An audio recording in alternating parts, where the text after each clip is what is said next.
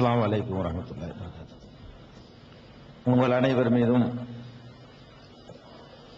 எல்லாம் வல்ல ஏக இறைவனின் சாந்தியும் சமாதானமும் நிலவட்டுமாக. அன்பிற்குரிய சகோதரர்களே, இந்த நிகழ்ச்சி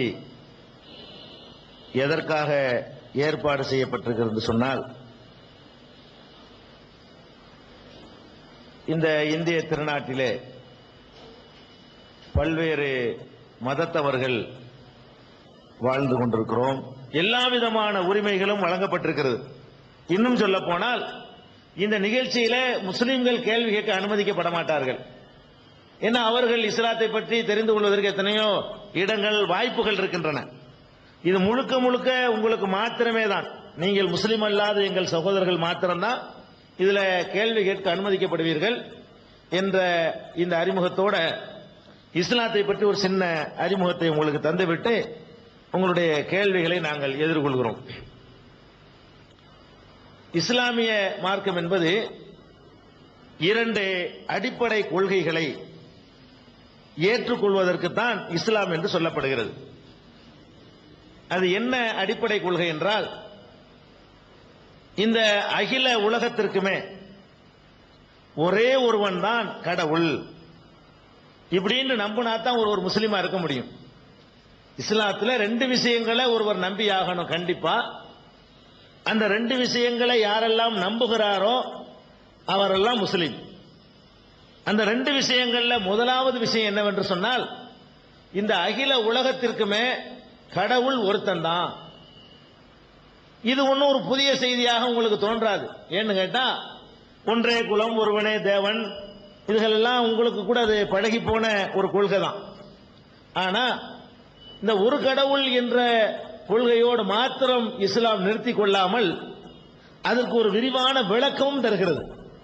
ஒருத்தன் தான் கடவுளா இருக்க முடியும். நம்ம மொழியால வேறுபட்டிருந்தாலும் சரி, தேசத்தினால வேறுபட்டிருந்தாலும் சரி, நிறத்தினால வேறுபட்டிருந்தாலும் சரி, பழக்க வழக்கங்கள்னால நம்ம வேறுபட்டிருந்தாலும் சரி, இந்த மொத்த உலகத்தையும் ஒருத்தர் தான் படைச்சிருக்கிறாரு. கடவுள் நம்பிக்கை உள்ளவர்களுக்கு, இல்லாதவர்களுக்கு விஷயம் வேற. கடவுள் நம்பிக்கை உள்ளவர்கள் சொன்னா அந்த உலகத்தை ஒரே பூமி தான் இருக்குது. இந்த ஒரு பூமியில தான் நம்ம வாழ்றோம். நம்ம வாழக்கூடிய பூமியில தமிழ்நாடு, ஆந்திரா, கேரளான்லாம் கோடு போடப்படல. நம்ம தான் மேப்பில போட்டுக்கிட்டு இருக்கிறோம். இந்த பூமி உருண்டையா ஒரே மாதிரியா தான் இருக்குது. இந்த ஒரு உருண்டையை எவன் படைச்சானோ அவன் தான் கடவுள். அது ஒருத்தன் தான் படைச்சிருக்க முடியும். எவன் இந்த ஆகாயத்தை படைச்சிருக்கிறானோ, எவன் மலையை இறக்குறானோ, எவன் இந்த அண்ட சராசங்கிற எல்லாம் தன்னுடைய கைவசத்துல வச்சிருக்கிறானோ அவன் தான் கடவுள் அப்படின்னு நம்புறது முக்கியமான விஷயம். அந்த கடவுளை நம்புறதுலையும் கடவுளுக்கு சில இலக்கணங்களை இஸ்லாம் சொல்கிறது. முஸ்லிம் அல்லாத சகோதரர்களுக்கு கொஞ்சம் இடம் விட்டு முஸ்லிம் சகோதரர்கள் பின் வரிசைகளுக்கு சென்று விடுங்கள். அப்ப ஒரு கடவுளை நம்புறது என்பதில் கடவுளுக்குன்னு சில இலக்கணத்தை இஸ்லாம் சொல்லுது. இந்த இலக்கணத்தை சொல்வதனால மனிதர்கள் கடவுளின் பெயரால ஏமாற்றுவது, சுரண்டுவதை எல்லாம் இஸ்லாம் தடுத்து நிறுத்துது. அது என்ன கடவுளுக்கான இலக்கணம்னு கேட்டா, கடவுள்னு ஒருத்தனை நாம ஏற்றுக்கொண்டோம் சொன்னா அவன் ஒரு தேவையும் இல்லாதவனாக இருக்க வேண்டும். நம்மிடத்துல வாங்கக்கூடியவன் கடவுளா இருக்க முடியாது. இஸ்லாம் சொல்லுது, நமக்கு தர்றவனுக்கு பேர் தான் கடவுளை தவிர, என்னிடத்துல நீ காணிக்கை கொண்டாந்து கொடு, எனக்கு அதை கொண்டாந்து கொடு, இதை கொண்டாந்து கொடுன்னு சொல்லக்கூடியவன் கடவுளுக்கு தகுதி இல்லை என்று இஸ்லாம் சொல்லுது. இப்படி சொல்றதுனால என்ன நன்மை ஏற்படுது தெரியுமா? கடவுளின் பெயரால் நம்ம கொடுக்கிற காணிக்கையெல்லாம் கடவுள் வாங்கலன்னு நமக்கே தெரியுது. கடவுள் பெயரால காணிக்கை வாங்குறது மனிதன் தான், நம்மள மாதிரி ஒரு மனிதன் தான் எடுத்துக்கொள்றான் நமக்கு தெரியுது. ஆனால் நம்ம கடவுளுக்குள்ளே அந்த காணிக்கையை கொடுத்துறோம். இஸ்லாம் என்ன சொல்லுதுன்னா, கடவுள்னா தேவையில்லாம இருக்கணும். அவருக்கே தேவை இருக்குல்ல, அவர் என்ன கடவுள் என்பது இஸ்லாத்தினுடைய முக்கியமான அந்த கடவுள் கொள்கைக்கான விளக்கம். அப்ப கடவுள் என்பவன் ஒரு தேவையமற்றவனாக இருக்க வேண்டும். கடவுள்னா அவருக்கு உணவு தேவையில்லை, கடவுள்னு சொன்னா அவருக்கு மனைவி தேவையில்லை, கடவுள்னு சொன்னா அவருக்கு மகன் தேவையில்லை. இப்படியான தேவைகள் என்னென்ன இருக்கிறதோ அந்த தேவைகளுக்கு எல்லாம் அப்பாற்பட்டவராக இருக்கணும். அதே மாதிரி மனிதன்கிட்ட நிறைய பலவீனங்கள் நம்ம பார்க்கிறோம். நம்மளே இந்த பலவீனங்களை அனுபவிக்கிறோம். நேற்று வரைக்கும் இருந்த ஒரு திரகாத்திரமா இருந்த ஒருத்தன் திடீர்னு கிழமை முதியவனா போயிடுறான், நோயாளி ஆயிடுறான், படுத்த படுக்கை ஆயிடுறான். இது மாதிரி எவ்வளவு பலவீனங்கள் மனுஷன் இருக்குது. ஒரு 8 மணி நேரம் கடுமையா வேலை செஞ்சான்னு சொன்னா அதுக்கு மேல முடியலைங்க, கொஞ்சம் படுத்து ரெஸ்ட் எடுக்கணும்னு நினைக்கிறோம். இப்படியான பலவீனம் கடவுளுக்கு இருந்துச்சுன்னு வைங்க, இந்த உலகம் இயங்காது. கடவுளுக்கு கொஞ்சம் ரொம்ப வேலை பார்த்துட்டேன், கொஞ்சம் விடுங்க ரெஸ்ட் எடுத்துக்கிறேன்னா, அந்த நேரத்தில் கடவுளை ஒருத்தர் கூப்பிட்டாருன்னா அப்ப யார் அதுக்கு பதில் சொல்றது? அதனால கடவுளுக்கு அசதி இருக்கக்கூடாது. இஸ்லாம் சொல்ற இலக்கணம் இது. நீங்க நம்புங்க, எப்படி வேணா நம்பிட்டு போங்க, அது ஒரு விஷயம். இஸ்லாம் கடவுளை எப்படி சொல்லுதுன்னா, கடவுள்னா அவனுக்கு அசதி இருக்கக்கூடாது, கடவுள்னா அவனுக்கு மறதி இருக்கக்கூடாது, கடவுள்னா அவனுக்கு தூக்கம் இருக்கக்கூடாது. கடவுள் தூங்குறான்னு வைங்க, தூங்குற நேரத்தில் நான் முடிச்சிட்டு இருப்பேன். உலகத்துல பாதி உலகம் முடிச்சுக்கிட்டு இருக்குமே, பாதி உலகம் இருட்டு, பாதி உலகம் பகலா இருக்குது. அப்ப நமக்கு இருட்டா இருக்குமோ நம்ம தூங்கினா கூட இன்னொரு பகுதியில் பகலா இருக்கு. அவனுக்கு யார் கடவுள்? அவன் எந்த கடவுள்கிட்ட போய் கேட்பான்? இப்ப கடவுள்ங்கிறவருக்கு 24 hours ஒர்க் பண்ண நபர் தான் கடவுள். கடவுள்ங்கிறவர் எல்லா நேரத்திலையும் எங்க இருந்து என்ன வரும், என்னென்ன தன்னுடைய பக்தன் கேட்க போறான், யார் யாருக்கு என்னென்ன விவகாரம், அதையெல்லாம் கவனிக்கக்கூடியவராகத்தான் கடவுள் இருக்கணுங்கிறதுனால கடவுளுக்கு தூக்கம் இருக்கக்கூடாது. அது மாதிரி கடவுள் வயசாகி கிழவன் ஆயிட்டாரு, முந்தி நல்லா தான் இருந்தேன் இப்ப முடியல எனக்குன்னு சொன்னார், அவர் கடவுளா? கடவுள்ங்கிறவருக்கு முதுமை வரக்கூடாது. கடவுள் காய்ச்சல் 2 நாள் படுத்து கிடக்கிறாரு, நம்ம ஏதாவது கேட்க முடியுமா? மனுஷன் படுக்கலாம். கடவுள் படுத்தாருன்னா அவன் என்ன கடவுளுங்கிறான்? அவனுக்கு நோய் வருது, அதையே அவனுக்கு தடுத்துக்க முடியலன்னா அவனுக்கு பேர் கடவுள் இல்ல. இஸ்லாம் என்ன சொல்லுதுன்னா, இதுதான் நிறைய பேருக்கு தெரியுது இல்ல. ஒன்றே குலம் ஒருவனே தவிர எல்லா அதான சொல்றோம்னு நினைக்கிறீங்க. அப்படி மாத்திரம் இஸ்லாம் சொல்லல. ஒரு கடவுள் என்பவன் எல்லா பலவீனங்களை விட்டும், கடவுளுக்கு என்னென்ன பலவீனம் நம்ம நினைக்கிறோமோ, மழை ஜலம் கழிக்கிறதுல இருந்து, குடும்ப வாழ்க்கையில ஈடுபடுறதுல இருந்து, எல்லா விதமான குறைபாடுகள் பலவீனங்கள் அத்தனைக்கும் அப்பாற்பட்டவனாகத்தான் கடவுள் இருக்கணும். இதுதான் இஸ்லாத்தினுடைய கடவுள் கொள்கை. இப்படியான ஒரு கடவுளை நம்பும் பொழுது ஒரு மனிதன் அதை ஏமாற்ற முடியாது. கடவுளின் பெயரால ஏமாத்தி சுரண்டி அது மாதிரி செய்ய முடியாது. இது ஒரு நம்பிக்கை. அடுத்தது என்ன? இந்த ஒரு கடவுள் கொள்கையை உலகத்தில் ஆதி காலத்திலிருந்து நபிகள் நாயகம் காலம் வரைக்கும் நிறைய பேர் சொல்லிட்டு போயிருக்கிறாங்க. அவங்கள இறை தூதர்கள் என்று நாங்க சொல்றோம். நபிகள் நாயகம் மாத்திரம் இல்ல, நபிகள் நாயகத்துக்கு முன்னாடி எத்தனை பேர், இயேசு, அது மாதிரி ஆபிரகாம், அது மாதிரி இஸ்மவேல், அது மாதிரி நோவா, இப்படி எத்தனையோ தீர்க்கதரிசிகள் இந்த உலகத்துல ஒரு கடவுள் கொள்கையை சொன்னாங்க. அது மாதிரி சொன்னவர்கள் இறுதியானவர் நபிகள் நாயகம். ஒரு கடவுள் கொள்கையை சொன்ன ஒரு மனிதர், அவர் கடவுள் கிடையாது. நபிகள் நாயகம் சொல்றமே, அவர் ஒரு மனிதர். 1400 ஆண்டுகளுக்கு முன்னாடி மக்காங்கிற ஒரு ஊர்ல, அரபு நாட்டில் சவுதி அரேபியாவில் இருக்கக்கூடிய அந்த மக்காங்கிற பகுதியில் பிறந்தவர். மனிதர் தான், ஒரு தாய் தந்தைக்கு தான் பிறந்தாரு, மனிதராகத்தான் வாழ்ந்தாரு. ஒரு கடவுள் கொள்கையை வலிமையாக இந்த உலகத்தில், கடவுளின் பெயரால் நம்ம கொடுக்கிற காணிக்கையெல்லாம் கடவுள் வாங்கலன்னு நமக்கே தெரியுது. கடவுள் பெயரால காணிக்கை வாங்குறது மனிதன் தான், நம்மள மாதிரி ஒரு மனிதன் தான் எடுத்துக்கொள்றான் நமக்கு தெரியுது. ஆனால் நம்ம கடவுளுக்குள்ளே இந்த காணிக்கையை கொடுத்துறோம். இஸ்லாம் என்ன சொல்லுதுன்னா, கடவுள்னா தேவையில்லாம இருக்கணும், அவருக்கு தேவை இருக்கிற அவர் என்ன கடவுள் என்பது இஸ்லாத்தினுடைய முக்கியமான அந்த கடவுள் கொள்கைக்கான விளக்கம். அப்ப கடவுள் என்பவன் ஒரு தேவையற்றவனாக இருக்க வேண்டும். கடவுள்னா அவருக்கு உணவு தேவையில்லை, கடவுள்னு சொன்னா அவருக்கு மனைவி தேவையில்லை, கடவுள்னு சொன்னா அவருக்கு மகன் தேவையில்லை. இப்படியான தேவைகள் என்னென்ன இருக்கிறதோ அந்த தேவைகளுக்கு எல்லாம் அப்பாற்பட்டவராக இருக்கணும். அதே மாதிரி மனிதன்கிட்ட நிறைய பலவீனங்கள் நம்ம பார்க்கிறோம், நம்மளே இந்த பலவீனங்களை அனுபவிக்கிறோம். நேற்று வரைக்கும் இருந்த ஒரு திடகாத்திரமா இருந்த ஒருத்தன் திடீர்னு கிழமை முதியவனா போயிடுறான், நோயாளி ஆயிடுறான், படுத்த படுக்கை ஆயிடுறான். இது மாதிரி எவ்வளவோ பலவீனங்கள் மனுஷன் இருக்குது. ஒரு 8 மணி நேரம் கடுமையா வேலை செஞ்சான்னு சொன்னா அதுக்கு மேல முடியலைங்க, கொஞ்சம் படுத்து ரெஸ்ட் எடுக்கணும்னு நினைக்கிறோம். இப்படியான பலவீனம் கடவுளுக்கு இருந்துச்சுன்னு வைங்க, இந்த உலகம் இயங்காது. கடவுளுக்கு கொஞ்சம் ரொம்ப வேலை பார்த்துட்டேன், கொஞ்சம் விடுங்க ரெஸ்ட் எடுத்துக்கிறேன்னா, அந்த நேரத்தில் கடவுளை ஒருத்தர் கூப்பிட்டாருன்னா அப்ப யார் அதுக்கு பதில் சொல்றது? அதனால கடவுளுக்கு அசதி இருக்கக்கூடாது. இஸ்லாம் சொல்ற இலக்கணம் இது.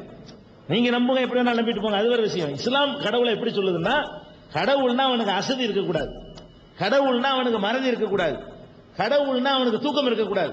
கடவுள் தூங்குறான்னு வைங்க, தூங்குற நேரத்தில் நான் முடிச்சிட்டு இருப்பேன். உலகத்துல பாதி உலகம் முடிச்சுக்கிட்டு இருக்குமே, பாதி உலகம் இருட்டு, பாதி உலகம் பகலா இருக்குது. அப்ப நமக்கு இருட்டா இருக்குமோ நம்ம தூங்கினா கூட இன்னொரு பகுதியில் பகலா இருக்கு. அவனுக்கு யார் கடவுள்? அவன் எந்த கடவுள்கிட்ட போய் கேட்பான்? இப்ப கடவுள்ங்கிறவருக்கு 24 hours ஒர்க் பண்ண நபர் தான் கடவுள்.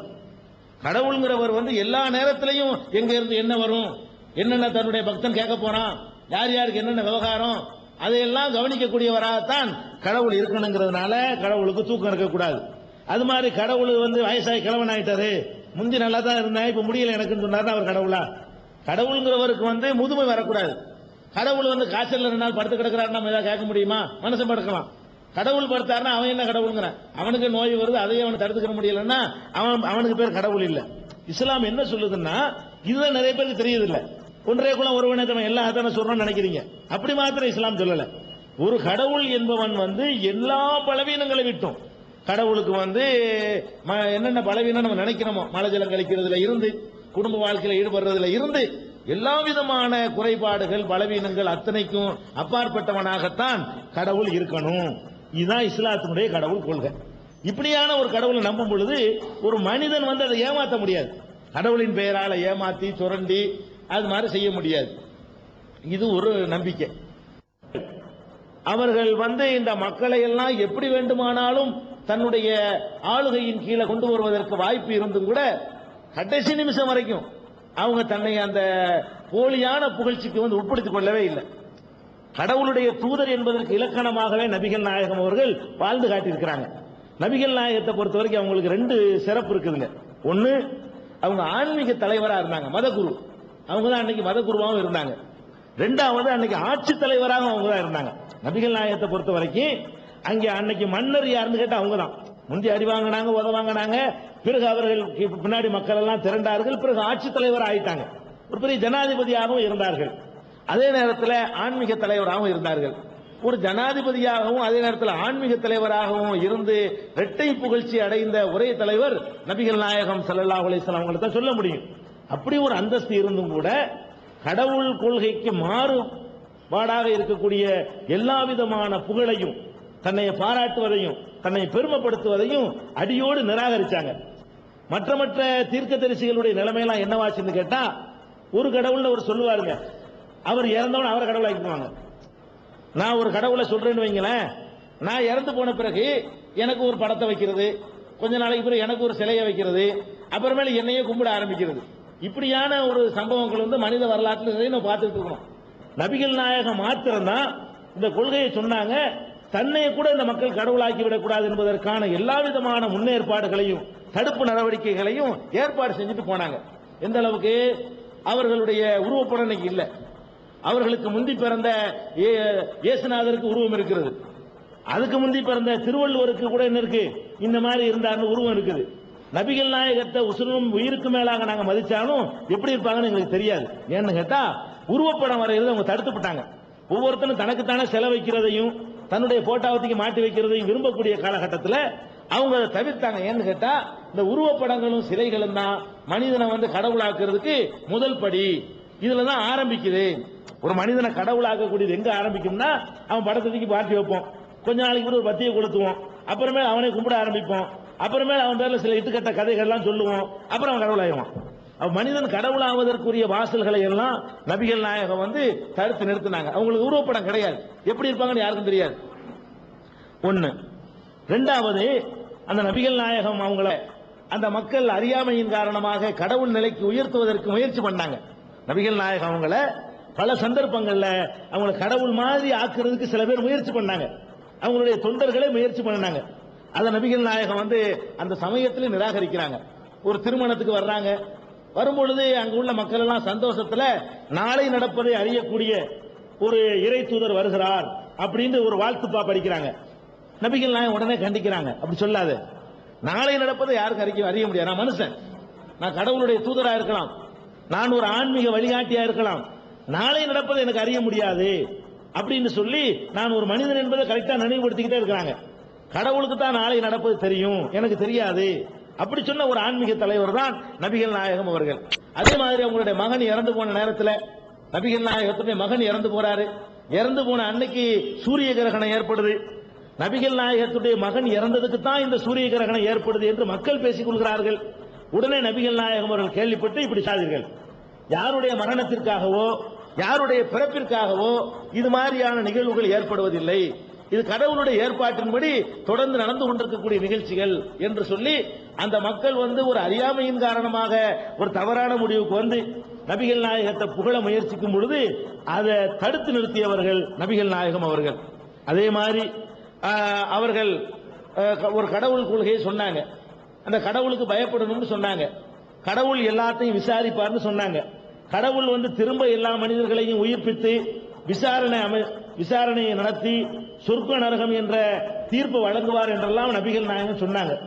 சொன்னதோடு நிறுத்திக் கொள்ளாமல் அந்த நம்பிக்கை மற்ற எல்லாவரையும் விட தன்னுடைய உள்ளத்தில் அதிகமாக வளர்த்து கொண்டு அவங்க தான். எப்படி வளர்க்குறாங்கன்னு பாருங்க. அவங்க ஆட்சி தலைவரா இருக்கிறாங்க, மன்னரா இருக்கிறாங்க. அவங்க என்ன செஞ்சாலும் கேட்கறதுக்கு அன்னைக்கு பாராளுமன்றம் கிடையாது, பத்திரிகைகள் கிடையாது, எதிர்க்கட்சி கிடையாது. அப்படிப்பட்ட ஒரு காலம். எப்படி வேணாலும் ஒருத்தர் நடக்கலாம். மன்னர் என்ன நினைச்சாலும் என்ன நடந்தாலும் யாருமே எதிர்கேள்வி கேட்க மாட்டாங்க. அப்படிப்பட்ட ஒரு காலத்தில் நபிகள் நாயகம் அவர்கள் கடைசி காலம் வரைக்கும் அந்த வயிறார 3 வேளை சாப்பிட்டது கிடையாது. நபிகள் நாயகத்தின் வரலாற்றை புரட்டி பார்த்தீங்கன்னா வயிறார 3 வேளை நபிகள் நாயகம் சாப்பிட்டது கிடையாது. கயிற்று கட்டில் தான் கடைசி வரைக்கும் படுத்திருந்தாங்க. மேனிகள் எல்லாம் அதனுடைய தழும்பு, அந்த கயிற்றினுடைய அழுத்தம் பதிஞ்சிருக்கும். அப்படிப்பட்ட நிலையில் நபிகள் நாயகம் வாழ்ந்திருக்காங்க மன்னராக இருக்கக்கூடிய நேரத்தில். அதே மாதிரி ஏன் நீங்கள் ஒரு மேல ஒரு விரிப்பை விரித்துக் கொள்ளலாமே, அதை நாங்கள் ஏற்பாடு செய்ய தருகிறோமே என்று கேட்கும் பொழுது எனக்கு இந்த உலகத்துக்கு என்ன இருக்கிறது? நான் இந்த உலகத்தில் ஒரு வழிபோக்கன், ஒரு பிரயாணி எல்லாத்தையும் எழுதிட்டு போக மாட்டான். லக்கேஜ் முடிஞ்ச அளவுக்கு குறைச்சிக்கிறோம். அந்த மாதிரி ஒரு மரத்தடியில் இலைப்பாறக்கூடிய ஒரு பயணியாகத்தான் நான் இருக்கிறேன், எனக்கு இதெல்லாம் தேவையில்லைன்ட்டாங்க. அவங்க மரணிக்கக்கூடிய நேரத்தில் அவங்களுடைய கவச உடை ஒரு யூதர் இடத்தில் அடமானம் வைக்கப்பட்டிருக்கு. சில படி கோதுமைக்காக வேண்டி, ஒரு மரக்கால் கோதுமைக்காக வேண்டி கவச ஆடையை அடமானம் வைத்து அந்த கோதுமையை வாங்கி சாப்பிட்டு அவ்வளவு எளிமையான நிலையில் தான் அவர்கள் மரணித்திருக்கிறார்கள். அவர்கள் மொத்த வாழ்நாள்லாம் 2 ஆடை தான் வைத்திருந்தார்கள். இன்னைக்கு ஒவ்வொருத்தருக்கும் நம்மள்ட்ட ஒரு 10 ஆடை குறைஞ்ச ஆடை யார்ட்டையுமே இருக்காது. சாதாரண ஒரு ஏழைகிட்ட கூட ஒரு 10 ஆடை இருக்கக்கூடிய ஒரு காலத்தில் நம்ம வாழ்ந்துகிட்டு இருக்கோம். நபிகள் நாயகத்துக்கு மொத்தமே இருந்தது 2 ஆடை தான். அந்த ஆடை கூட போர்வை என்ற முறையில் பெருசா போத்திக் கொள்ளக்கூடிய ஒரு ஆடையும் ஒரே ஒரு செட்டு தைக்கப்பட்ட ஆடை தான் இருந்தது. மன்னரா இருக்கிறாங்க, ஆட்சி தலைவரா இருக்கிறாங்க, எப்படி வேணாலும் வாழ முடியும். கஜானாவுல வேற நிதிகள்லாம் நிறைய குவிஞ்சு கிடக்குது. அதெல்லாம் மற்றவங்களுக்கு செலவிட்டாங்களே தவிர இதுல இருந்து நான் ஒரு பைசா எடுத்தா கூட நான் கடவுளுக்கு பதில் சொல்லணும். அப்படி ஒரு ஆன்மீக தலைவராக நபிகள் நாயகம் அவர்கள் வாழ்ந்து காட்டிட்டு போயிருக்கிறாங்க. அவங்களுடைய அந்த கஜானாவுல பேரிச்சம்பழம் தான் அந்த நாட்டில் அதிகமாக உற்பத்தி ஆகக்கூடியது. பேரிச்சம்பழம் குவிந்து கிடக்கக்கூடிய நேரத்தில் அவர்களுடைய பேரப்பிள்ளை ஹுசைன் என்பவர் ஒரு பேரிச்சம்பழத்தை எடுத்து வாயில போட்டுறாரு. இதை தொடாதே, இது நமக்கு அனுமதிக்கப்பட்டது இல்லை. எனக்கு மாத்திரம் இல்ல, உலகம் அழிகிற காலம் வரைக்கும் என் சந்ததிகளில் யாரெல்லாம் பிறக்கிறாங்களோ அவங்க அத்தனை பேருமே பொது நிதியை தொடக்கூடாது என்று தனக்கு மாத்திரம் இல்லாம தன்னுடைய மகளுக்கு, தன்னுடைய பேரப்பிள்ளைகளுக்கு, இன்றைக்கு வரைக்கும் அந்த சந்ததியில் யாராவது இருப்பாரேயானால் அவரும் தொடக்கூடாது, பொது நிதியை சாப்பிடக்கூடாது, அரசாங்கமே கொடுத்தாலும் வாங்கக்கூடாது என்று சொல்லி தன்னுடைய குடும்பத்தாருக்கு, தன்னுடைய சந்ததியருக்கு அதிகமான சிரமத்தை ஏற்படுத்தி போனவர் நபிகள் நாயகம் அவர்கள். இப்படி எல்லாம் ஒரு பரிசுத்தமான வாழ்க்கையை வாழ்ந்து கடைசி வரைக்கும் அவர்களை கடவுள்னு சொல்லி இருந்தால் உலகம் ஏத்துக்கிற தயாரா இருந்துச்சு. அவ்வளவு இருந்தும் கூட தன்னை கடவுள்னு சொல்லாம, போலி புகழுக்கு ஆசைப்படாம காலில் விழுவுறேன்னு வந்து நிக்கிறாங்க. காலில் விழ அனுமதி இல்லைங்கிறாங்க.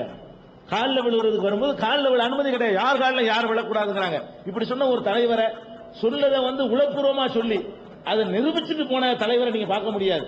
இன்றைக்கு வரைக்கும் முஸ்லீம்கள் யார் காலில் விழ மாட்டோம். இன்றைக்கு வரைக்கும் முஸ்லீம்கள் தாய் காலில் விழமாட்டோம், தந்தை காலில் விழமாட்டோம், ஆன்மீக தலைவர் காலில் விழமாட்டோம், அரசியல் தலைவர் காலில் விழமாட்டோம், மனைவி கணவன் காலில் விழக்கூடாது, கணவன் மனைவி காலில் விழக்கூடாது, யாரும் யார் காலில் விழக்கூடாதுன்னு சொல்லி இன்றைக்கு வரைக்கும் நாங்க உறுதியா நிக்கிறோம்னு சொன்னா அந்த மாமனிதர் காட்டிய உறுதி தான். ஆக இதுதான் இஸ்லாத்தினுடைய கொள்கைங்க. அதாவது ஒரு கடவுள், அந்த கடவுளுக்கு என்னென்ன இலக்கணங்கள், அந்த ஒரு கடவுள் கொள்கையை உலகத்துக்கு சொன்ன ஒரு தூதர், அந்த தூதருடைய வாழ்க்கை இது, அவரை வழிகாட்டியாக கொண்டு நடக்கணும். இதுதான் இஸ்லாம்ங்கிறது. இந்த மாதிரியான சந்தேகங்கள் உங்களுக்கு இருந்தாலும் நீங்க உங்களுடைய கேள்விகளை கேட்கலாம். சின்ன கண்ணு, பட்டுக்கோட்டை. ஒவ்வொரு பள்ளிவாசல்களிலும் சமாதி இருந்து அதை வைத்து தொழுது கொண்டு இருக்கின்றார்கள். ஆனால் உங்களுக்கு நபிநாயகர் ஒருவர் தான் கடவுள் என்று சொல்லிக் கொண்டிருக்கின்றீர்கள். ஆனால் அந்த பள்ளிவாசலில் இருக்கின்ற சமாதிகள் எல்லாம் யாருடைய சமாதி? இந்த சமாதியை தொழுகின்றது ஒவ்வொரு ஊரிலும் ஒவ்வொரு இடத்திலும் வித்தியாசமாக இருக்கின்றது. அதை கொஞ்சம் விளக்கமாறு கேட்டுக்கொள்ளுங்க. சகோதரர் சின்ன கண்ணுவா செல்ல கண்ணுவா? சின்ன கண்ணு. சின்ன கண்ணு என்ற பெரியவர் ஒரு அழகான கேள்வி கேட்டிருக்கிறாங்க. அதாவது பள்ளி வாசல்களில் இந்த சமாதியை வைத்து ஒரு பள்ளியிலும் வழிபடுறாங்களே அது என்ன அப்படின்னு கேட்டாங்க. அந்த கேள்வியோட சேர்ந்து ஒரு தகவலை சொன்னாங்க. நபிகள் நாயகன் தான் உங்களுடைய ஒரே கடவுள்னு சொன்னீங்க, அப்படி இருக்கும்போது எப்படி சமாதிகளை பண்றாங்கன்னு கேட்டாங்க. அந்த தகவல் தவறானது. நபிகள் நாயகம் கடவுள்லாம் கிடையாது, நம்ம அப்படி சொல்லவும் கிடையாது. நபிகள் நாயகமும் மனிதர் தான். நபிகள் நாயகத்தை கூட கும்பிடக்கூடாது, வணங்கக்கூடாது, அவங்கள்ட்ட பிரார்த்திக்க கூடாது. அவர்களும் எங்களை போன்ற ஒரு மனிதர். ஆனால் கடவுளுடைய தூதர் என்ற முறையில கடவுள் செய்தியை எங்களுக்கு சொன்னவர், அப்படித்தான் நம்பணும். கடவுள் வேற, நபிகள் நாயகம் வேற. நபிகள் நாயகம் என்பவர் ஒரே ஒரு கடவுள் தான் என்பதை உலகத்துக்கு சொன்ன ஒரு பிரச்சாரகர், ஒரு போதகர், அப்படித்தான் நாங்க நம்புறோம். சரி, அப்படி இருக்கும் பொழுது சமாதிகள் எதுக்கு ஒவ்வொரு பள்ளிவாசல்லையும் இருக்குது அப்படின்னு கேட்கிறாங்க. அதாவது ஒவ்வொரு பள்ளிவாசல்லையும் சமாதி கிடையாது. இன்னும் சொல்ல போனா சமாதிகள் இருக்கிறதுக்கு பேர் பள்ளிவாசல் கிடையாது, அதுக்கு பேர் தர்கா. தர்கா என்பது வேற, பள்ளிவாசல் என்பது வேற. தர்கான்னு சொன்னா, இப்ப என்னை மாதிரி ஒருத்தன் ஏதோ மார்க்க இஸ்லாத்தை நான் உங்களுக்கு பிரச்சாரம் பண்றேன், நான் செத்து போயிட்டேன்னு வைங்களேன், என்னைய கொண்டு புதைச்சி வச்சு அதுக்கு ஒரு கட்டடத்தை கட்டி என்னைய கடவுள்னு நினைச்சு கும்பிடுறது இருக்குல்ல, அதுக்கு பேர் தான் தர்கா. இதை நபிகள் நாயகம் அவர்கள் வன்மையாக கண்டித்து விட்டு சென்று விட்டார்கள். இது இஸ்லாத்துல உள்ளது கிடையாது. இன்றைக்கு நாகூர்ல தர்கான்னு சொல்றாங்களே, நாகூர் ஆண்டவர் எல்லாம் சொல்றாங்களே, அவர் ஒரு மனிதர், உங்களை மாதிரி என்னைய மாதிரி ஒரு மனிதர். 400 வருஷத்துக்கு முந்தைய இந்த உலகத்தில் வாழ்ந்தார், மலஜலம் கழித்தார், சாப்பிட்டார், நோய்வாய்ப்பட்டார், மனிதனுக்குரிய எல்லா கஷ்டமும் அவருக்கு இருந்துச்சு. மனிதனை போல ஒரு நாள் இறந்து விட்டார். அவர் கடவுள் கிடையாது. இஸ்லாத்துடைய கொள்கை லா இலாஹ இல்லல்லாஹ் எல்லாருக்கும் உங்களுக்கு தெரியும்.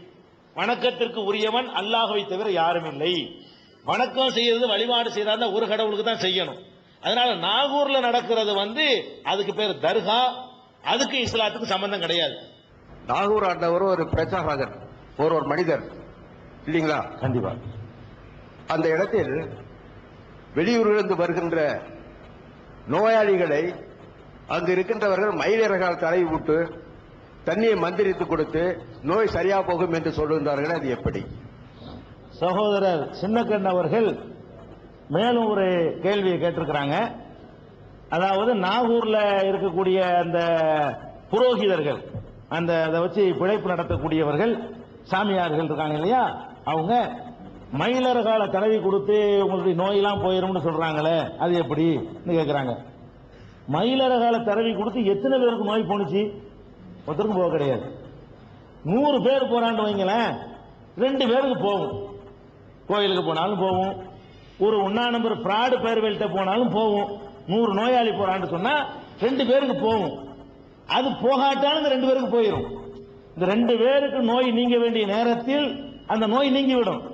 இவன் சாமியார்ட்ட போகும்போது சாமியார் நீக்கிறான்னு சொல்லிக்கிறான், பாதிரியார்ட்ட போகும்போது பாதிரியார் நீக்கிறான்னு சொல்லிக்கிறான், ஒரு மௌலவிட்ட போகும்போது மௌலவி நீக்கிட்டாரு அப்படின்னு நினைச்சுக்கிறான்.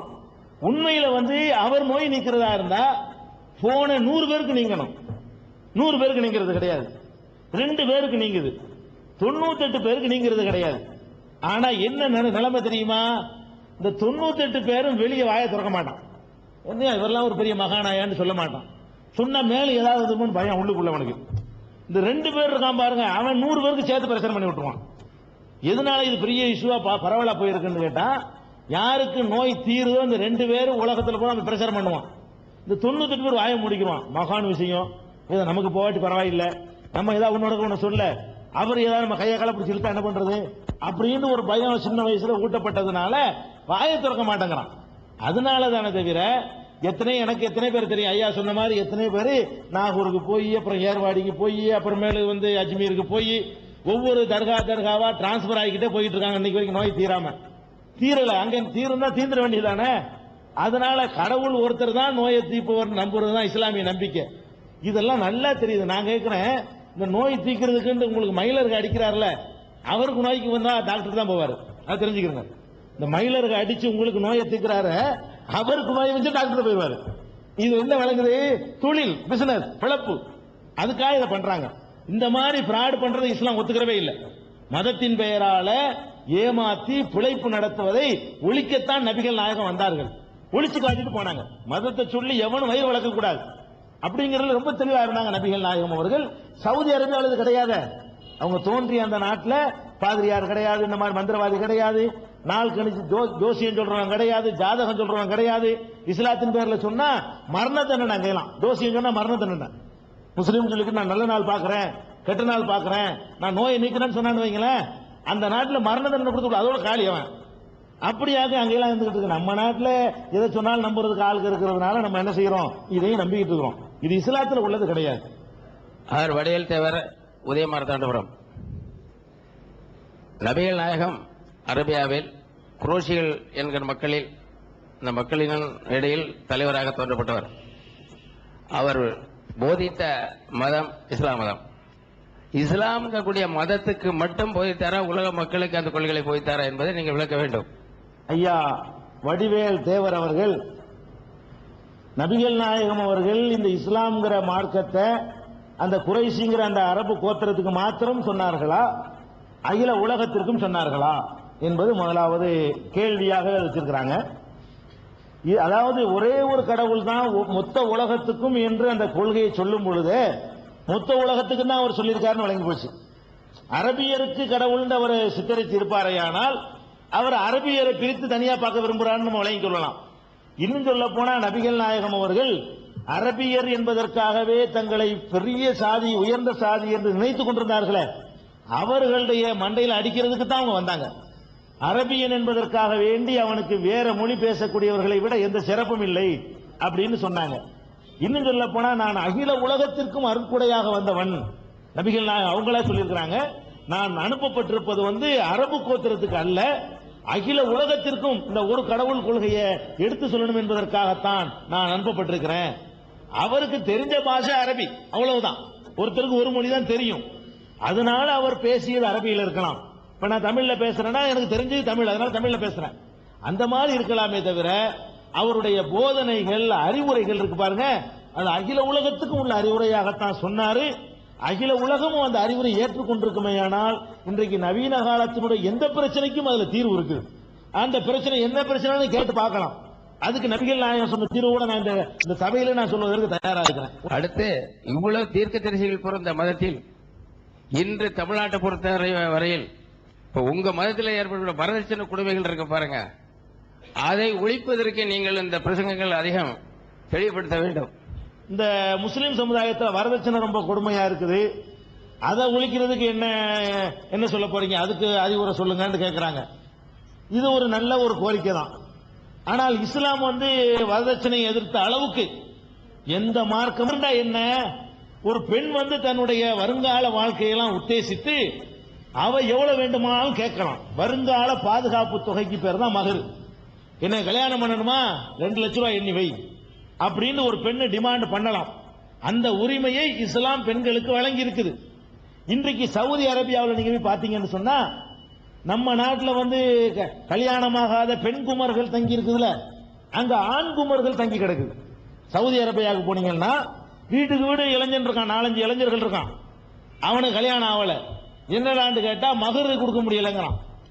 5 லட்சம் அங்க கேட்கறான், 5 லட்சம் கேட்கறாரு பொம்பளை. ரியால்ல 5 லட்சம் 50 லட்சம் ரூபாய் ஆச்சு.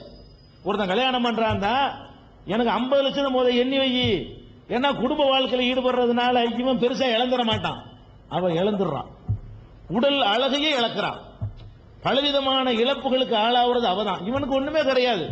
என் புள்ளன்னு சொல்ல, ஒரு புள்ளைய பெற்றுட்டு என் புள்ளமா, இந்த புள்ளை பெற்றதுனால இவனுடைய உடம்புல என்ன மாற்றம்னு பாருங்க, ஒண்ணுமே இருக்காது.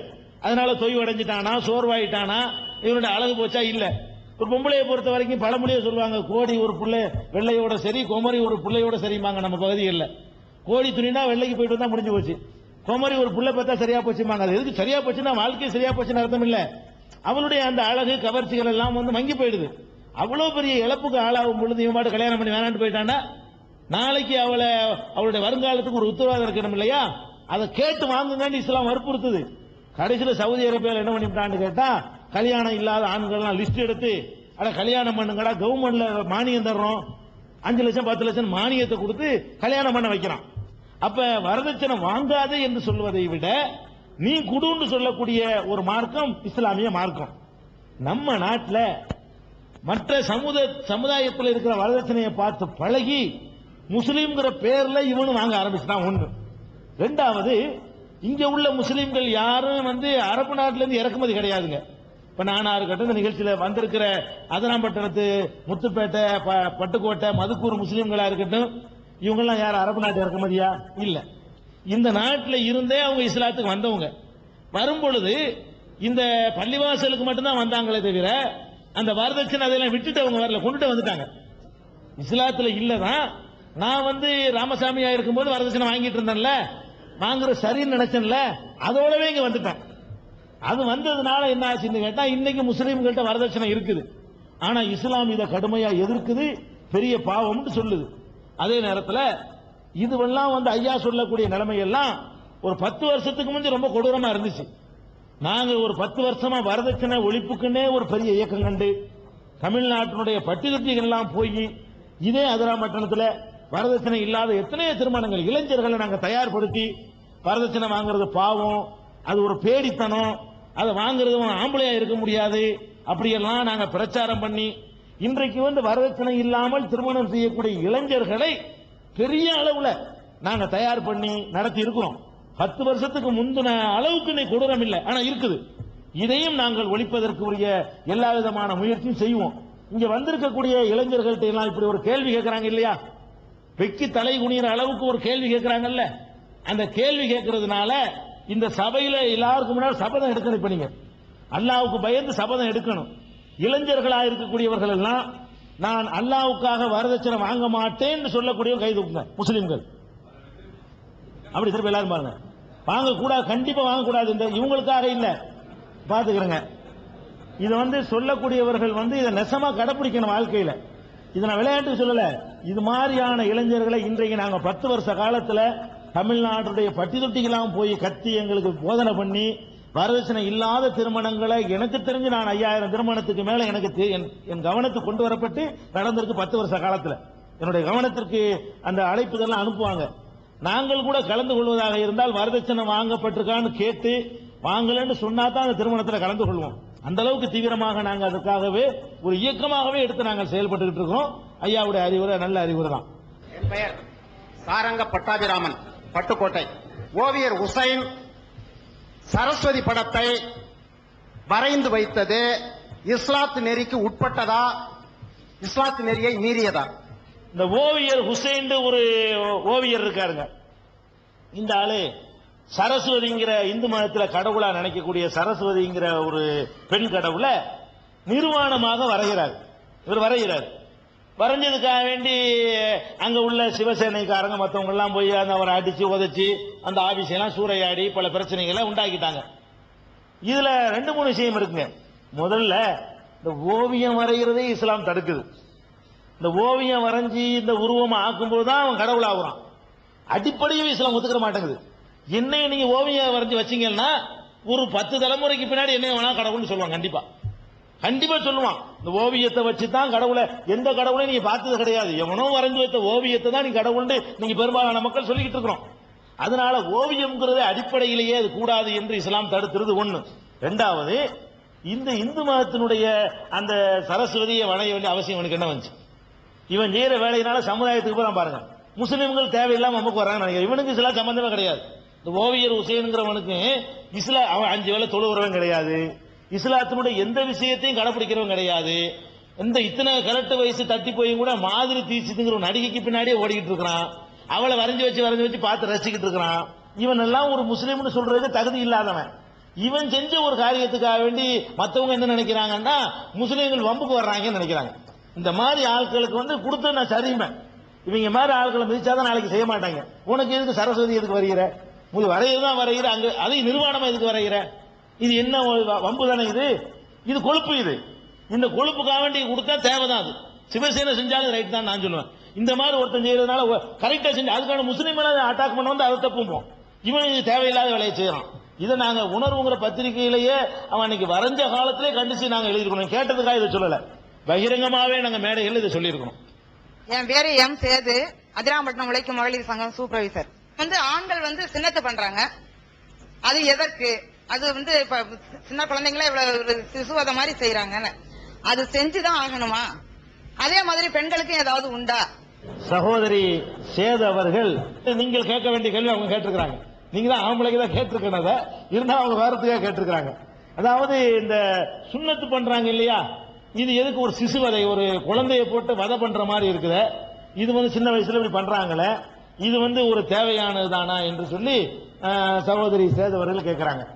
அதாவது இன்றைக்கு மருத்துவ ரீதியாக இந்த சுண்ணத்து செய்வது என்பது ரொம்ப பெரிய ஆரோக்கியமானது என்று சொல்லி இன்றைய விஞ்ஞான ஆய்வுகள்ல கண்டுபிடிச்சிருக்காங்க. நல்லா விளங்கிக்கணும். முஸ்லீம்கள் மாத்திரம் இன்னைக்கு செய்யல, யூதர்கள் செய்யறாங்க.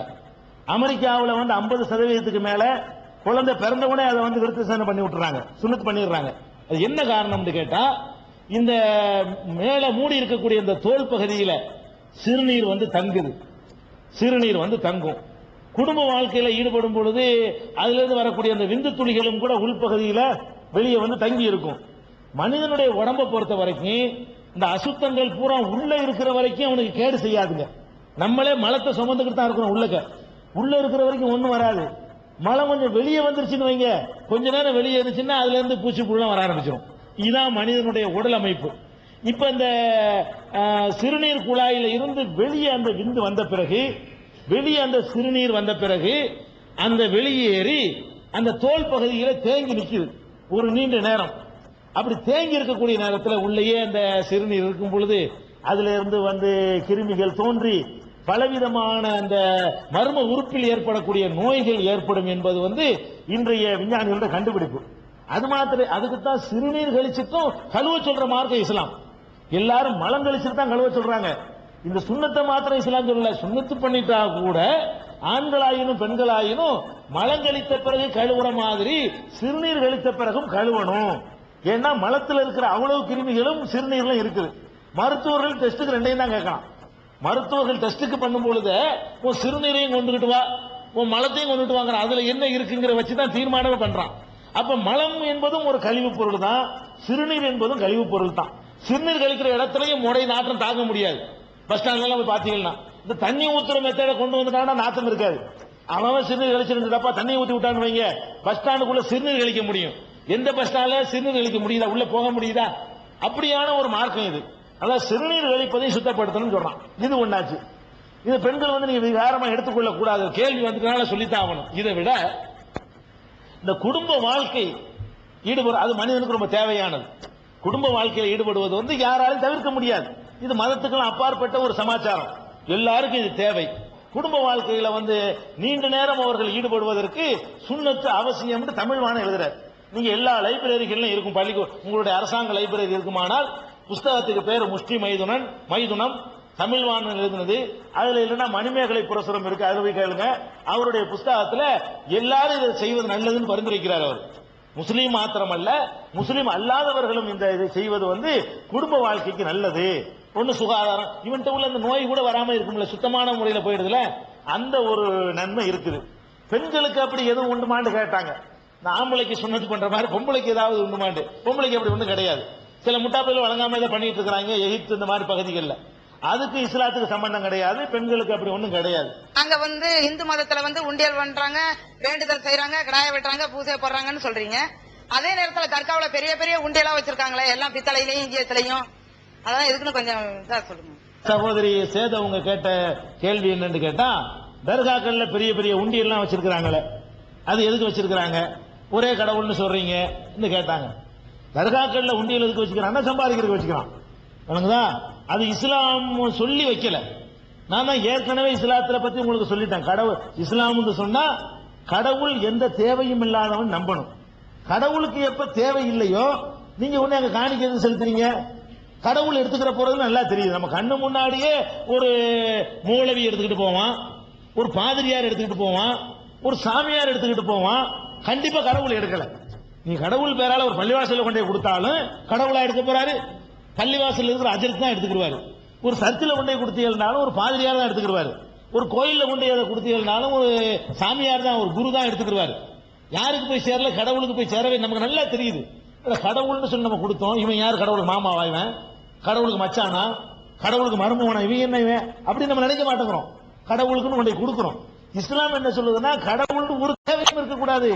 அவனே தேவைப்பட்டு அவன் இது கடவுள், நம்மள்ட்ட பிச்சை வாங்குறவன் கடவுளா அப்படின்னு சொல்லி இஸ்லாம் வந்து அன்றைக்கே போதிக்குது. நபிகள் நாயகம் அப்படித்தான் சொல்லியிருக்கிறாங்க.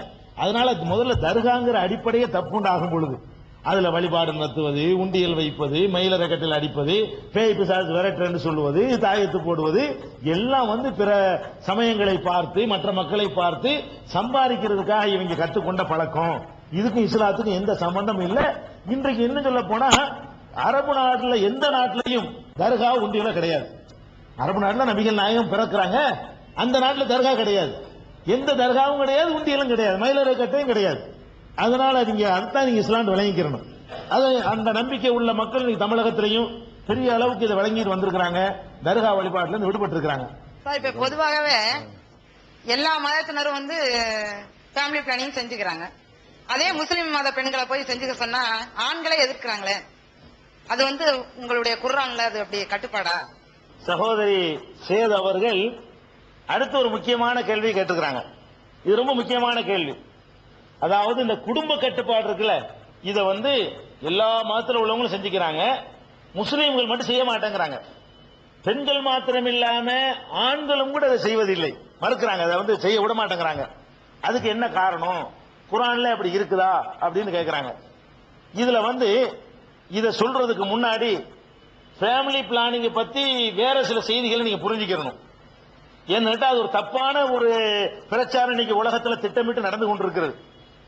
இன்னும் சொல்ல போனா நீங்க யாருமே ஃபேமிலி பிளானிங் பண்ணாதீங்கன்னு நான் சொல்லுவேன், முஸ்லீமுக்கு மாத்திரம் இல்ல. என்ன காரணம் சொல்றாங்க, இந்த ஃபேமிலி குடும்ப கட்டுப்பாடு செய்வதற்கு என்ன காரணம்னு கேட்டா, நாட்டுல மக்கள் தொகை பெருகுது, அவர்களுக்கான வசதி வாய்ப்புகள் உணவுகள் செய்து கொடுக்க முடியல, அதுக்காக வேண்டி குடும்பத்தை கட்டுப்பாடு பண்ணிட்டோம்னு சொன்னா எல்லா குறைகளும் தீந்துரும் அப்படின்னு ஒரு பிரச்சாரம் இன்னைக்கு நடந்து கொண்டிருக்கிறது. இது பல வகையில மக்களை ஏமாற்றக்கூடிய ஒரு மோசடி பிரச்சாரம். எப்படி மோசடி பிரச்சாரம், இந்த உணவு வந்து எத்தனை கோடி மக்கள் இன்னைக்கு 500 கோடி உலகத்தில் இருக்கிறாங்க. இன்றைய உலக ஜனத்தொகை வந்து 500 கோடி உத்தேசமா 500 கோடி மக்கள் இருக்கிறாங்க கேட்டா 1500 கோடி மக்களுக்கான உணவு இந்த உலகத்தில் உற்பத்தி ஆகுது. நல்லா விளங்கிக்கிறங்க, 500 கோடி மக்கள் இருக்கிறாங்க, ஆனா உணவு உற்பத்தி வந்து 1500 கோடி மக்களுக்கு 2 மடங்கு அதிகமாகவே தான் உணவுகள் உற்பத்தி ஆகுது. கோளாறு எங்க வருதுன்னு கேட்டா, பணக்கார நாடுகள் என்று சொல்லப்படக்கூடிய ஒரு பகுதியில 100 கோடி பேர் இருக்கிற இடத்துல வந்து 1000 கோடி பேருக்கான உணவுகள் அங்க அதிகமாக குவிக்குது. குவிஞ்சதுனால அவன் என்ன பண்றான்னா, மீதியை கொண்டே கடல்ல கொட்டுறான், கோதுமை கொண்டே கடல்ல கொட்டுறான், பாலை கொண்டு போய் கடல்ல கொட்டுறான். குறைவா இருந்தா தான் அந்த தட்டுப்பாடு நிலைக்கும் என்பதற்காக வேண்டி அப்படி பண்ணக்கூடிய நிலைமை இன்னைக்கு இருந்துகிட்டு இருக்குது. அதனால மக்கள் தொகை பெருகிறதுனால பெரிய தட்டுப்பாடு வரும்னு சொல்வது வந்து ஒரு முட்டாள்தனமான வாதம் ஒண்ணு. ரெண்டாவது, இன்னைக்கு 500 கோடி உலக ஜனத்தொகை. ஒரு 300 வருஷத்துக்கு முன்னாடி தமிழ்நாடு இந்தியாவை எடுத்துக்கிறோமே, இந்தியாவை எடுத்துக்கிட்டீங்கன்னா இன்னைக்கு வந்து 100 கோடி இருக்கிறோம். உலகத்தில் 5ல் 1 பங்கு நம்ம இந்தியாவில் தான் இருக்கிறோம். இதே இந்தியாவில் வந்து பாரதியார் வாழ்ந்த காலத்தில் 30 கோடி பேர் தான் இருந்தோம். அவர் அப்படித்தான் சொன்னார், 30 கோடி முகமுடையால் அப்படின்னு சொல்லி ஒரு பாட்டை படிச்சிருக்காரு. அவர் காலத்தில் 30 கோடி பேர் தான். 100 கோடி பேரா இருக்கும் போதும் சோத்துக்கு இல்லாதவன் இருக்கிறான். 30 கோடி பேரா இருக்கிறார்னு படிச்ச பாரதியார சாப்பாட்டுக்கு வழி இல்லாமல் தான் கடைசி வரைக்கும் இருந்தவர் இறந்தார். அவருக்கு 30 கோடியா இருக்கும்போது அவருக்கு சோறு கிடைக்கல. இந்த நாட்டினுடைய ஜனத்தொகை 1 கோடி பேர் இருந்தான்னு வைங்க, அப்பவும் 30% பேருக்கு சோறு கிடைக்கல. இந்த நாட்டில் மொத்த ஜனத்தொகை வெறும் 100 பேர் வைங்க, அப்பவும் 30 பேர் கிடைக்காது. நீங்க நல்லா விளங்கிக்கணும். இந்த உலக ஜனத்தொகையை 2 பேர்ல 10 பேர்ல குறைச்சான்னு வைங்க, அப்பவும் 3 பேருக்கு சோறு கிடைக்காது. இந்த உலக ஜனத்தொகையை 10 பேர்ல கொண்டாந்து நிப்பாட்டினாலும் 3 பேருக்கு சோறு கிடைக்காது. 100 பேர்ல கொண்டாந்து நிப்பாட்டினாலும் 30 பேருக்கு சோறு கிடைக்காது. 1000 பேர்ல நீங்க கொண்டாந்து நிப்பாட்டினாலும் 300 பேருக்கு சோறு கிடைக்காது. அப்ப இதுக்கு காரணம் உணவு பற்றாக்குறையா, மக்கள் பெருக்கமா, விநியோக முறை சரியில்லாத காரணமா? விநியோகிக்க தெரியல, ஒரு பக்கத்தில் போய் குவியுது, அதை சமன்படுத்த இவனுக்கு வக்கு இல்ல, அதனால ஏற்படுற விளைவுதான் என்பதை நீங்கள் புரிந்து கொள்ளணும். இன்னும் சொல்ல போனா, இந்த மக்கள் தொகை பெருக்கத்தினால உலகம் நன்மையைத்தான் அடைந்திருக்கே தவிர ஒரு கேடையும் அடையல. இன்றைக்கு நீங்க பார்க்கலாம், அன்றைக்கெல்லாம் வந்து நெல்லை கொண்டை வயல்ல கொண்டை கொட்டுவோம், 6 மாசத்துக்கு பிறகுதான் அது உற்பத்தி ஆகும். உங்க மாவட்டத்தில் சோழவள நாட்டில் உட்பட்ட ஒரு மாவட்டம் தான் உங்க மாவட்டம். அப்ப 6 மாசத்துக்கு ஒரு தான் விவசாயம் பண்ணி எடுப்போம். இப்ப என்ன பண்ணிட்டான்னா 3 மாசமா ஆக்கணும். 3 மாசத்தையும் குறைச்சு இப்ப 45 நாள்ல கொண்டு வந்திருக்கிறான். 45 நாள்ல அறுக்கக்கூடிய 1.5 மாசத்துக்கு கொண்டு வந்துட்டான். இன்னும் கொஞ்சம் காலத்துல காலையில நெல்லை போட்டு சாயந்தரம் அறுத்துக்கிட்டு வரக்கூடிய நிலைமை வந்தால் அதில் ஆச்சரியம் இல்லை. ஏன்னா 6 மாசத்துல போடுறது 3 மாசம் ஆச்சரியமா நமக்கு தெரிஞ்சு. அப்ப இந்த மாதிரி மனிதன் ஏன் கண்டுபிடிச்சான் தெரியுமா? இந்த நெருக்கடிகள், மக்கள் தொகை பெருக்கம் என்ற நிர்பந்தம் தான் மனிதனை வந்து விதவிதமான கண்டுபிடிப்புகளுக்கு தள்ளுது. அன்னைக்கெல்லாம் வந்து ஒரு கோழியை வேணும்னு சொன்னா முட்டையை வாங்கி 22 நாள் குஞ்சு பொறிக்க வச்சு அதை வளர்த்து ஆளாக்கி எடுக்கிறதுக்குள்ள உசுறு போயிடும். இன்னைக்கு என்னடா மிஷின்ல வச்சு தர்றன்னு இறக்கிட்டு இருக்கான். 8 மணி நேரத்துக்கு ஒருக்கா என்ன செய்யறான், இறக்கி லாரி லாரியா வந்து இறங்குதுங்க. இந்த மாதிரியான பிராய்லர் கோழியை மனுஷன் ஏன் கண்டுபிடிச்சான்? தேவை வருது கண்டுபிடிக்கிறான். தேவை வந்ததுனால அவனை மூளையை பயன்படுத்தக்கூடிய ஒரு நிலைமை இந்த உலகத்துக்கு உருவாகி ஒரு பாக்கியம் இன்னைக்கு கிடைக்குது. இந்த பஸ் எல்லாம் கண்டுபிடிச்சாங்கிறீங்களே, இந்த சுகத்தையெல்லாம் அனுபவிக்கிறீங்களே, இதுக்கு என்ன காரணம் தெரியுமா? மக்கள் தொகை பெருக்கத்தான் காரணம். இவ்வளவு மக்கள் இல்லாட்டி பஸ்ஸை கண்டுபிடிச்சி வேணா யாரு போவானா? இந்த ஊர்ல 200 பேர் தான் இருக்கிறான், பஸ் எதுக்குண்டேன் 200 பேர் தான் ஏன்னா பஸ்ஸை கண்டு போங்கடா, மாட்டு வண்டியில போங்கடா, இதுக்காக வேண்டி செலவு பண்ணி வேணா பஸ் எல்லாத்தையும் கவனிச்சு பாருங்க. இந்த மைக்கு இது கண்டுபிடிச்சிருக்கான். ஜனத்தொகை அதிகமாச்சு, நான் பேசுறது அவ்வளவு தூரத்து கேட்காது, ஒரு மனுஷனுக்கு உலகம் சத்தம் போட முடியும், சத்தம் போட முடியாத அளவுக்கு மக்கள் தொகை பெருகுது. அப்ப என்னடா பண்ணணும்னு யோசிக்கிறான். இப்ப இந்த சத்தத்தை நிறைய பேர் கொண்டு போகணுமே, அதுக்குதான் இதை கண்டுபிடிச்சான். இதை கண்டுபிடிச்சா டிவி கிவி எல்லா இடம் வந்து சேர்ந்து இதனாலதான். அப்ப நீங்க மக்கள் தொகை பெருகிறதுனால ஒரு கேடு வராது. அந்த காலத்துல இப்படி தான் கட்டிக்கிட்டு போனா, மக்கள் தொகை பெருகணும் இப்படி கட்டலாம். இப்ப இடம் இல்லாட்டி என்ன இப்படி கட்டுவேங்கிறான். என்னடா இடம் இல்ல, 100 சென்ட் இடம், 1 சென்ட் இடம் இருந்துச்சுன்னு சொன்னா இப்படி போக முடியாது. எனக்கு சிங்கப்பூர்ல போய் பாருங்க, 50 வீடு இருக்கு இப்படி. அதை கட்டுறான், அதுக்குரிய சாமான கண்டுபிடிக்கிறான், அதை தாங்க பிடிக்கக்கூடிய புதிய புதிய சிமெண்ட்களை கண்டுபிடிக்கிறான். 1000 மாடி கட்டினாலும் விழாத அளவுக்கு நாளை கண்டுபிடிப்பான். நீங்க தெரிஞ்சுக்கிறீங்க, இட நெருக்கடி ஒண்ணு இந்த நாட்டில் வரல. இந்த நாட்டில் எடுத்து பேசுங்களேன், இந்த நாட்டில் உள்ள இடத்துல எத்தனை சதவீதத்தை மனிதன் பயன்படுத்தி இருக்கிறான்? 5% பயன்படுத்தி இருக்கிறான். 95% இன்னும் மனிதன் கால் வைக்காத பகுதி இந்த பூமியில் இருக்கு நாட்டில். நீங்க ஒரு ஊர்ல இருந்து பட்டுக்கோட்டையில இருந்து அப்படி தஞ்சாவூர் வரைக்கும் போனீங்கன்னா இந்த 2 தான் ஊரு, இடையில ஒரு 2 ஊர் வரும். மீதி இத்தனை கிலோமீட்டர் இடம் என்னன்னா இடம் நெருக்கடியா நாட்டில் ஏற்பட்டிருக்கு. மெட்ராஸில் நெருக்கடி ஏற்படும், நீ அங்க போய் குவிகிறதுனால.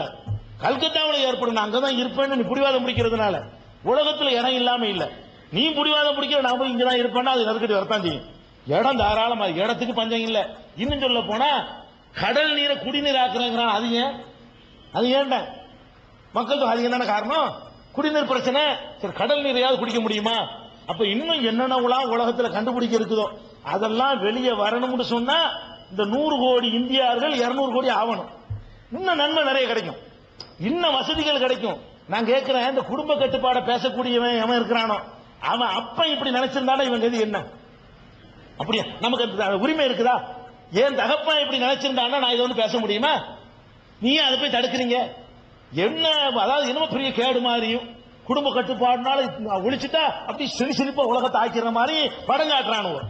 குடும்ப கட்டுப்பாடை நீ 100% கடைபிடிச்சாலும் உன்னால வறுமை ஒழிக்க முடியாது. நல்லா விளங்கிருங்க. வறுமைக்கெல்லாம் காரணம் பற்றாக்குறை இல்ல, விநியோகிக்க தெரியல, கடவுளை பற்றி அச்சம் இல்ல, நேர்மை இல்ல, நாணயம் இல்ல. பெரிய பெரிய பண முதலைகள்கிட்ட குவிஞ்சிருக்கிற காசை வச்சு இந்தியா வளப்படுத்த முடியுமா? இல்லன்னு நினைக்கிறீங்க நீங்க? இருக்குது, கொடுக்க மாட்டேங்கிறான், கொடுக்க தெரியல, விநியோகிக்க தெரியல. அதனால நீங்க இப்படி எல்லாம் நினைக்க, கம்ப்யூட்டர் வரைக்கும் இன்னைக்கு வந்திருக்குன்னா நெருக்கடி தான் காரணம். மனிதன் உற்பத்தி அதிகமானதுதான் அதனால ஏற்பட்ட நன்மன். ஜெயகாந்தன் அழகா சொல்வார், அவர் ஒரு பெரிய சிந்தனையாளர், அவர் ஒரு எழுத்தாளர் தான். நீ குடும்ப கட்டுப்பாடை பத்தி என்ன நினைக்கிறீங்க? என் அப்பா இப்படி நினைச்சிருந்தா நான் வந்திருப்பேனா பாரு, அதான் அதுக்கு பதில். என் அப்பா இந்த மாதிரி நினைச்சிருந்தா நான் வந்திருப்பேனா? அது ஒரு முட்டாள்தனம் தெளிவாக ஓப்பனா சொல்லக்கூடிய அறிஞர்களும் இருக்கிறார்கள். அந்த மாதிரி தான் இஸ்லாம் என்ன சொல்லுதுன்னா, இந்த உலகத்துல உள்ள வளம் அவ்வளவு இருக்குது, நீ வெளியே கொண்டு வந்தது கொஞ்சம் தான், இன்னும் இருக்குது. நான் சொன்ன கடவுள் வந்து மனுஷனை படைக்கும் போது 2 கையோட மட்டும்தான் வயிற்றோட மட்டும் தான் படைக்கிறாரா? இவன் என்ன நினைக்கிறான்? வர்றவனுக்கு வெறும் வயிறு மட்டும் தான் இருக்குன்னு நினைக்கிறான். அட வயிறு மட்டும் இல்ல, 1000 பேருடைய வயிற்று பிரச்சனையை தீர்க்கக்கூடிய மூளையோட ஒருத்தன் பிறப்பான். 1000 பேர் வெறும் வயிற்றோட பிறக்கலாம், அதுல ஒருத்தன் ஒரு ஜீனியஸ் இருப்பான். அவன் ஆய்வு பண்ணி இந்த 1000 பேருக்கு ஒரு செகண்ட்ல தீர்வு சொல்லிட்டு போயிருவான். முடிஞ்சு வச்சா கதை. 1000 பேருடைய பிரச்சனைக்கு வயிற்று பசிக்கு அவன் தீர்வு வழி காணுவான். 10 நாள்ல உற்பத்தி ஆகக்கூடிய உணவை கண்டுபிடிக்கக்கூடிய ஒருத்தன் இருந்திருப்பாங்க. நீ அழிச்சு விட்டு கிடைக்குமா? அந்த மதமும் பாரத ஏத்தது கிடையாது. சரி, கற்பப்பையை பிடிச்சி அறுத்து எடுக்கிறதா இருந்தாலும் சரி, அந்த மாதிரியான அது மாதிரி பெண்களுக்கு பெரிய கேடு செய்யக்கூடிய இந்த கெமிக்கல் பித்தளைய இதெல்லாம் கொண்டு கற்ப சுத்தி வச்சு அவளுக்கு நிரந்தரமான கேடு உண்டாக்கக்கூடிய புற்றுநோய் வரைக்கும் அவளை தள்ளக்கூடிய ஒரு நிலைமை, அந்த மாதிரியான முடிவுக்கெல்லாம் போகாம டெம்பரவரியாக இந்த காண்டம் மாதிரியான பொருள்கள் இருக்கு, இதை யூஸ் பண்ணி ஒருவன் குறைத்துக் கொள்வதனால அவனுக்கு அவளுக்கு எந்த கேடும் இல்லை, அதை இஸ்லாம் அனுமதிக்குதான்னா இருக்கு, அனுமதிக்குது. அவங்க விரும்பி செஞ்சு கொள்ளலாம். இது ஒரு பெரிய நல்ல வரவேற்கத்தக்கதுன்னு அதை ஒத்துக்க மாட்டோம், இஸ்லாம் ஒத்துக்கிற தயாரா இல்லை. பொன் வேம்பையன், உதயமார் தாண்டபுரம், நாச்சிக்குளம். உலகம் பூரா முஸ்லிம்கள் ஒன்று என்று சொல்லக்கூடிய காலத்தில் இஸ்லாம் மதத்தில் இருவேறு கொள்கைகள் உள்ள அமைப்புகள் உண்டா? ஐயா பொன் வேம்பையன் அவர்கள் உலகமெல்லாம் ஒரே மார்க்கம் என்று சொல்லக்கூடிய இஸ்லாத்துல 2 பிரிவுகள் இருக்குதா என்று கேட்கிறார்கள். நான் ஆரம்பத்தில் உங்களுக்கு சொன்னேன், முஸ்லீம்கள் என்று தங்களை சொல்லிக் கொண்டு யாராவது எதையாவது செய்வார்களேயானால் அதற்கு இஸ்லாம் பொறுப்பு இல்லை என்று நான் ஆரம்பத்தில் உங்களுக்கு சொல்லி இருக்கிறேன்.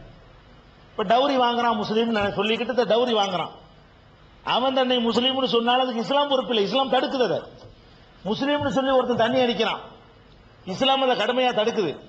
அப்ப அவன் செய்யறதை இஸ்லாத்துல நம்ம என்ன செஞ்சிடக்கூடாது, சேர்க்கக்கூடாது. இந்த அளவுகோலைத்தான் இந்த கேள்விக்கு நீங்க முதல்ல மனசுல வைத்துக் கொள்ள வேண்டும். இஸ்லாத்தில் பிரிவு இருக்குதான்னு கேட்டா இல்லை. குர்ஆன் இப்படி பிரிந்து போவதை அனுமதிக்கவே இல்லை. நபிகள் நாயகமும் அப்படி மக்களை பிரிச்சாள்வதை வெறுத்தாங்க. தேசம் என்ற அடிப்படையில் கூட பிரிவினை இருக்கக்கூடாதுன்னாங்க. மனிதம் என்ற அடிப்படையில் எல்லாரையும் ஒன்றுபடுத்தணும்னு சொன்னாங்க நபிகள் நாயகம் அவர்கள். பிரிவினை இஸ்லாத்தில் கிடையாது. முஸ்லீம்கள் இருக்குதானே இருக்குதுன்னு நான் சொல்லுவேன். இஸ்லாத்தில் இல்லை. முஸ்லீம்கள் எப்படி புரிந்து கொள்ளாமல் வரதட்சணை வாங்குகிறார்களோ, இஸ்லாத்தை புரிந்து கொள்ளாமல் தண்ணி அடிக்கிறானோ, இஸ்லாத்தை புரிந்து கொள்ளாமல் லாட்டரி சீட்டு வாங்குறான் விற்கிறான் முஸ்லீம் சொல்றவன், அதை இஸ்லாம் வன்மையா தடுக்குது. அப்ப இஸ்லாம் தடுத்திருக்கக்கூடிய எத்தனையோ காரியங்களை முஸ்லீம் பெயர் தாங்கிகள் செய்வது போல அவன் தன்னுடைய வசதிக்கு தகுந்த மாதிரி பிரிவினைகளை உண்டாக்கி வச்சிருக்கிறான். எப்படி உண்டாக்கி இருக்கிறான்? இஸ்லாம்னா ஒரே கடவுள் கொள்கைன்னு குர்ஆன் தெளிவா சொல்லுது. இவன் என்ன செய்யறான்னா, இறந்து போனவர்களை புதைச்சி வச்சுக்கிட்டு அதையும் கடவுள் சமாதியை வணங்கணுங்கிறான். நாவராண்டவர்கிட்ட போ அப்படிங்கிறான். இதை நியாயப்படுத்துறதுக்காக அவன் தன்னை பிரிச்சுக்கிறான். இவன் செயலுக்கு குர்ஆன்ல ஆதாரம் இருக்கான்னு அவன்கிட்ட போய் கேளுங்க, இல்லம்மா குர்ஆன்ல எல்லாம் இல்ல. நபிகள் நாயகம் சொல்லியிருக்காங்களான்னு கேளுங்க, இல்லைன்றுவான். அட குர்ஆன்ல இல்ல, நபிகள் நாயகம் சொல்லலன்னு அப்புறப்பட்ட இஸ்லாம்னு சொல்றாத, அது ஓ மார்க்கம்னு சொல்லு. நீ உண்டாக்குன மார்க்கம்னு சொல்லிக்க. குர்ஆன்ல இருக்கிறது நபிகள் நாயகம் சொன்னதுதான் இஸ்லாமிய மார்க்கம். அந்த அடிப்படையில முஸ்லீம்கள்ல பல பேர் அவன் பிரிஞ்சு கிடக்கிறான். நூத்துக்கணக்கான பேர் இருக்கிறான். ஒன்னு ரெண்டு இல்ல, 2 பிரிவை தான் ஐயா கேட்டாரு. நிறைய பிரிஞ்சு கிடக்கிறாங்க விளங்காம.